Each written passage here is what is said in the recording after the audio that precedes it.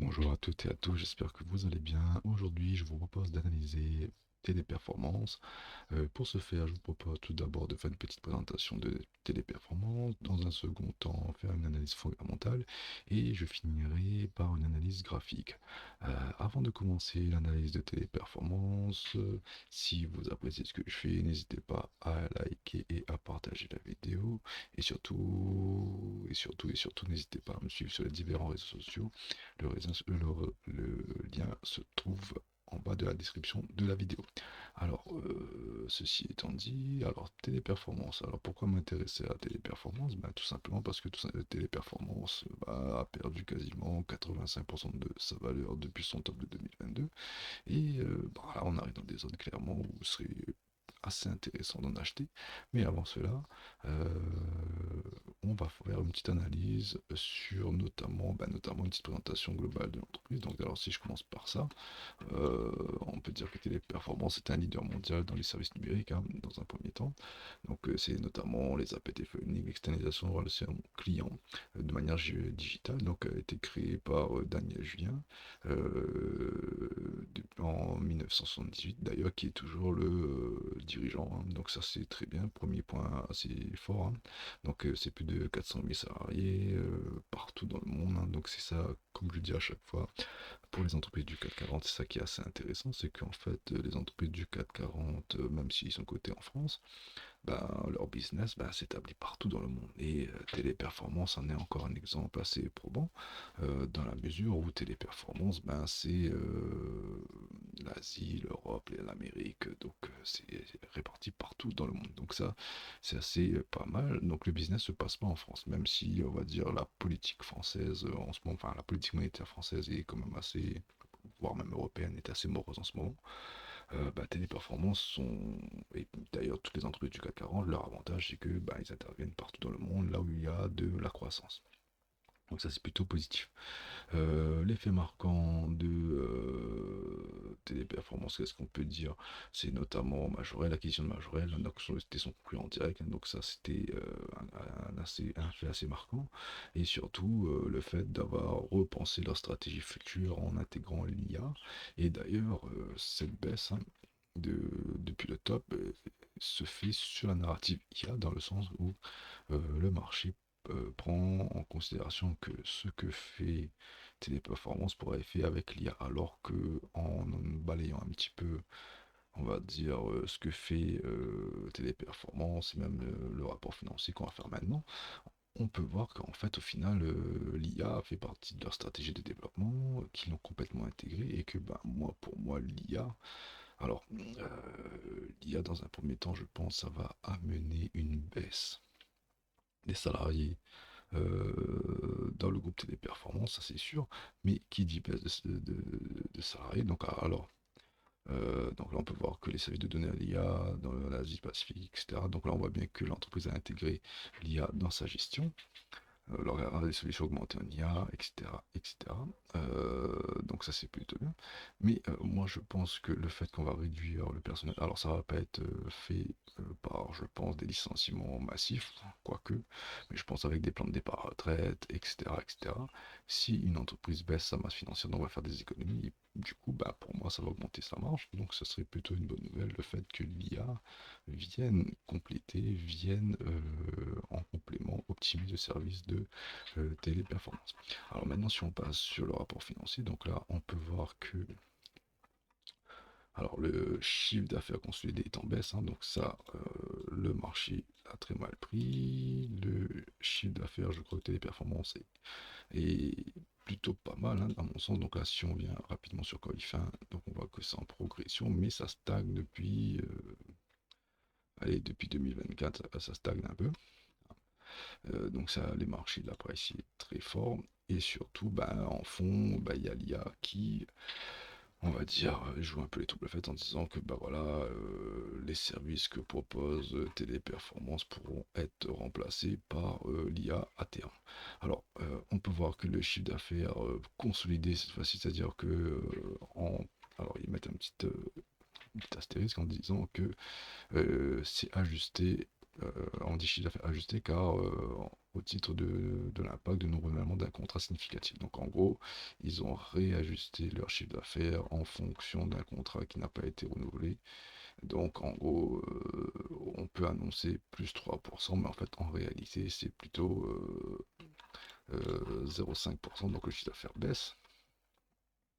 Mais de manière générale, on voit qu'ils ont toujours de la commande, qu'il y a de la marge, ils ont un cash flow qui a augmenté, c'est précisé, ils intègrent l'IA dans leur interface. Donc là, pour moi, Téléperformance coche un peu toutes les cases pour pouvoir avancer dans l'avenir. Si vous voulez plus de détails, bah, je vous laisse lire le rapport financier en détail. Moi, j'ai un peu parcouru, là, je vous ai fait un bref résumé, mais n'hésitez pas à le parcourir, ça se trouve sur le site de Téléperformance, donc tp.com, vous allez dans l'espace rapport financier, vous allez le trouver. Alors, ceci étant dit, je vous propose de passer à l'aspect un peu plus fondamental. Donc, sur l'aspect un peu plus fondamental, on peut voir, comme je l'ai dit tout à l'heure, que le chiffre d'affaires de Téléperformance bah, augmente, c'est croissant, donc ça c'est hyper positif. Donc, je vous propose de commencer à écrire quelques petites choses sur Téléperformance. Donc là, on peut mettre que le C, le O, créateur, slash créateur, donc fondateur de l'entreprise, donc ça c'est hyper positif. Hop. CA augmentation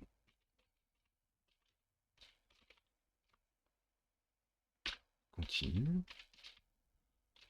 ça c'est hyper positif. Et qu'est-ce qu'on peut dire d'autre sur Téléperformance? Donc là si on revient donc là, chiffre d'affaires en progression, c'est hyper positif. Donc là on peut voir que depuis 2024, ça stagne un petit peu, donc ça, les marchés n'ont pas trop apprécié, mais voilà, on serait peut-être sur un truc comme ça, et puis on va repartir tout doucement, hein, tout simplement. Hein. Donc là, moi, je vois ça plutôt positif. Maintenant, si on regarde la dette ici, on peut voir que la dette n'a cessé d'augmenter depuis 2014, donc ça c'est pas trop positif. Maintenant, à voir avec quoi, qu'est-ce qu'on fait avec la dette. Chose aussi à noter, c'est la marge qui augmente progressivement, donc aux alentours de 5. Donc ça on peut noter marge de 5. Donc ça fait, alors on va calculer la marge rapidement. Donc on a dit 10 millions 32. Donc là vous voyez pas ma calculatrice, mais je suis en train de faire le calcul. Donc on a dit ici, il me semble 10 milliards 32, c'est bien ça. 10 milliards 32 fois 0,5%. Ça nous fait environ 500 millions de marge. Donc on va noter ça, 500 millions de marge. 500 millions, bon la marge elle est un peu en dents de scie. Ça on va mettre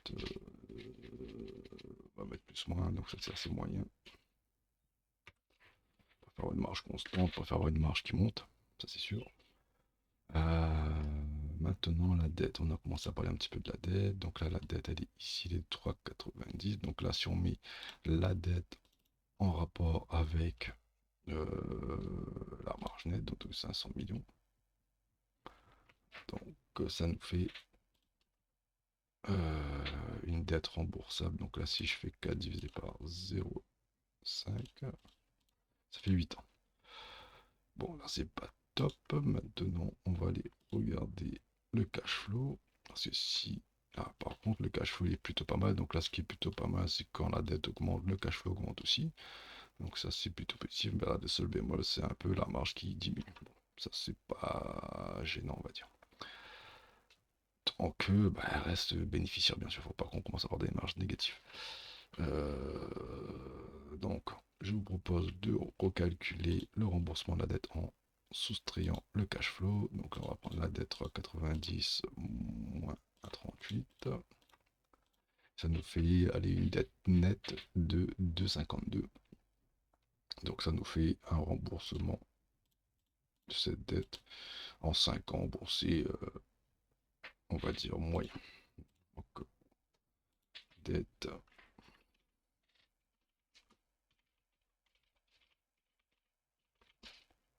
en 5 ans.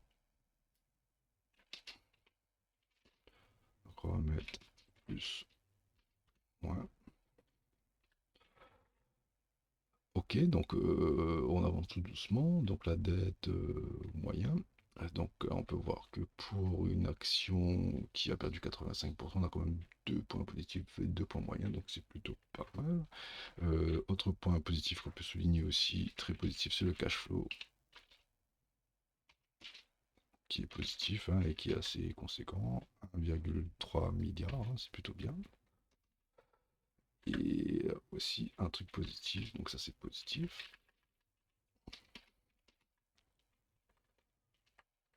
Hop, hop, hop, hop, ici.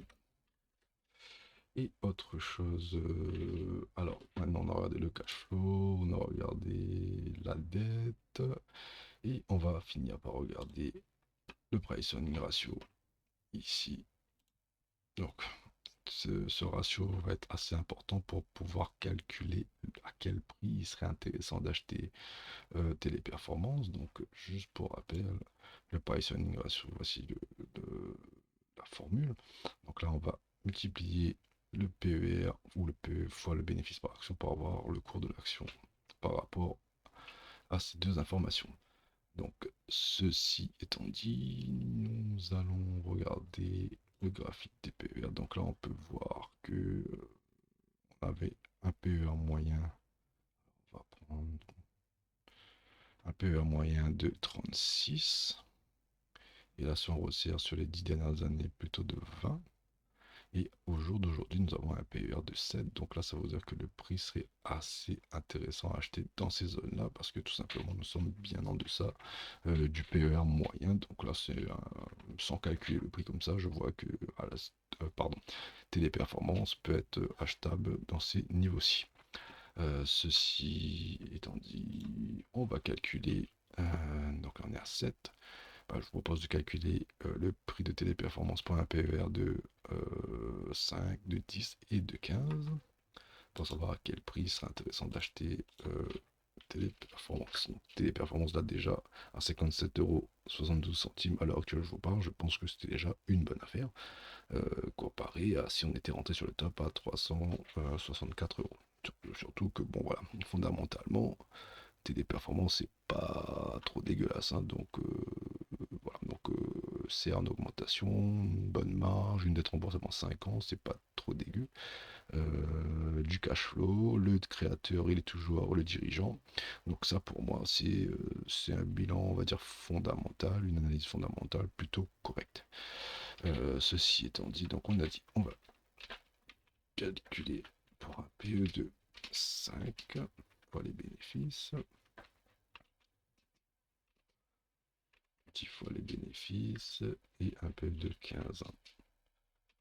Pour rappel, moi, mon seuil pour acheter une action, c'est de 20. Au-dessus de 20 fois les bénéfices, c'est trop pour moi. C'est un seuil assez psychologique. Ok, donc, alors, pour faire 5 fois les bénéfices, donc nous allons prendre. Alors, je vais regarder tout ça. Donc, on va prendre la marge. Donc, 500 millions qu'on va multiplier par le PER. Donc, 5.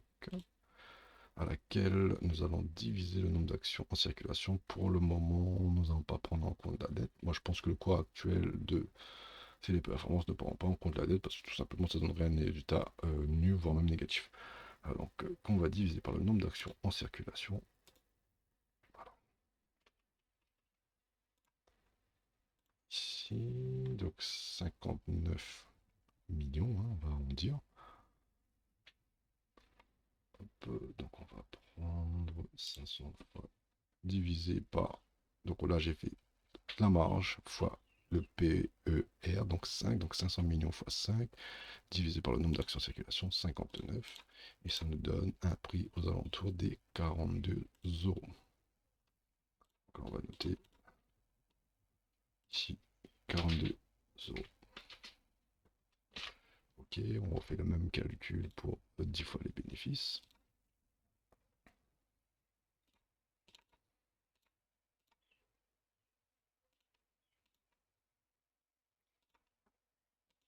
Donc vous voyez pas, je suis en train de faire le calcul. Donc pour 10 fois, on est à 82 euros.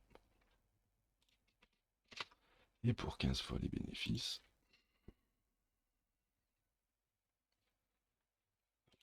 on va faire 500 fois 15 divisé par 59, ça nous fait 127. Ok. Et juste pour savoir quand est-ce que si on, jamais on revient à la moyenne des PER, à combien on peut espérer revendre. Allez, on va prendre 24, allez, sur les 20 dernières années. Ouais, aux alentours. Si on prend, allez, on va prendre. Si on prend, ça fait 36, c'est énorme. Allez, on va prendre 30. On va faire une moyenne de la moyenne. Allez, 30.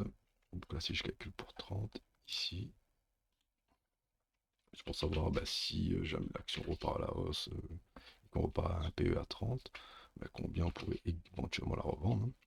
Donc là, ça nous fait 500 fois 30 divisé par 59. Donc ça nous fait 254. Donc voilà, donc là on a calculé les PER en fonction du prix. Donc voilà, donc en résumé, comme je vous ai dit, fondamentalement, on est plutôt pas mal. On est actuellement à un PER de 7.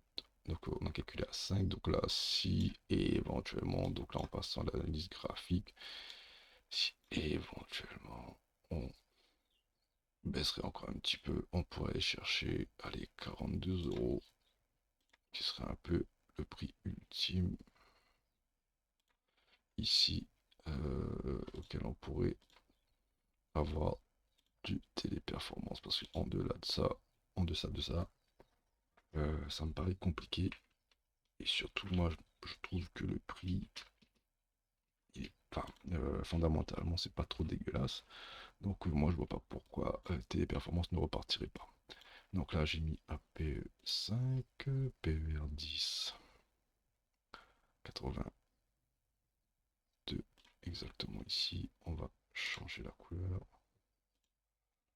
Donc là, PER 10.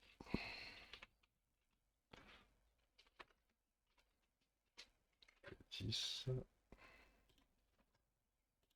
On va maintenant passer à PE15, donc 82. Non, PE15 c'est 127.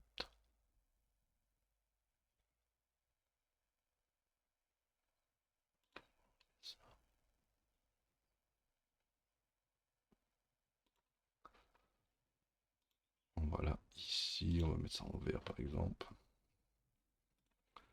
PE15. Et on va finir avec le PE30 pour savoir si éventuellement on retourne à la moyenne des PE, quel prix on pourrait espérer. Donc on avait dit 254 ici. Qu'on va mettre en orange par exemple. Et là c'est. Donc là, ce qu'on peut se dire déjà, c'est que si un jour, et vu que ça c'est une moyenne très très long terme, donc là la moyenne très très long terme c'est même 30, hein. Si un jour, allez, même si on prend sur 20 ans, on revient à PER, entre PER 20 et 35, donc ça nous fait 30, donc si on revient à la moyenne, un jour on pourrait espérer revoir Téléperformance aux alentours de 254 euros. Donc là, si on l'achète là, ici, directement, on pourrait faire un petit multiple de 3, donc c'est pas déconnant. Maintenant, si on passe à l'analyse graphique, là déjà, si on revient à PER 15, que l'achète ici, ça nous fait x2. Donc franchement, là, Téléperformance, c'est pas trop dégueulasse d'acheter ça ici, même si quand on regarde les graphiques comme ça fait un peu peur. Mais si on passe à l'analyse graphique cette fois-ci, donc là, moi j'aime bien faire ce genre de retracement de Fibonacci. Mais là, on peut voir que, alors, en crypto, on aime bien dire que là, en crypto, et même dans les actions, peu importe, hein, l'action que vous analysez,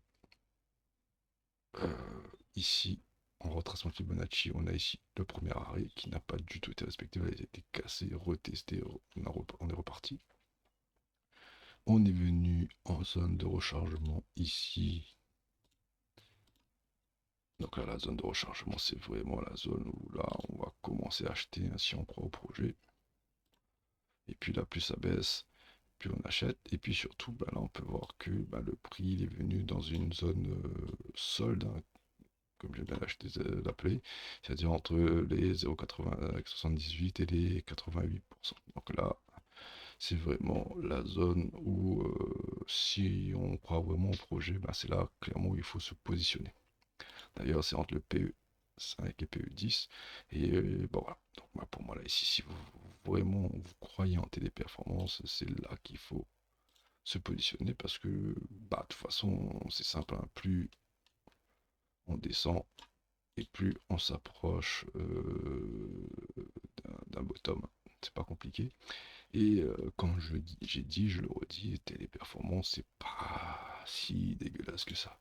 Il y a des actions qui sont beaucoup plus dégueulasses que ça fondamentalement et qui performent au niveau du prix. Donc moi je pense que là, téléperformance, c'est une phase un peu compliquée, mais que tôt ou tard, ça va repartir. Donc là, on peut voir en Ishimoku, on est toujours baissier. Mais voilà, faut pas que attendre que la tendance s'inverse avant de se positionner. Donc si vraiment on croit en projet, voilà, il faut commencer à se positionner. Plus ça baisse, plus on se positionne. Là, surtout, on peut voir qu'il y a un premier objectif qui est assez sympa, c'est cet énorme gap. Tôt ou tard, on va venir combler ce gap, hein. Donc là, donc là, déjà, si on se positionne ici et qu'on veut revendre un peu plus haut, ça nous fait déjà du 50% parce qu'à un moment donné, on va venir combler ce gap. Un peu comme on l'avait fait ici. Pareil. Alors là, c'était pas. Si, il y avait un petit gap. Donc là, pareil, il y avait un gap ici. On est remonté, on est le combler. Et hop, et on est reparti. Il y avait même une balance ici. Donc là, c'était une énorme balance, j'imagine, qu'il y avait ici. Voilà, c'était un énorme truc comme ça.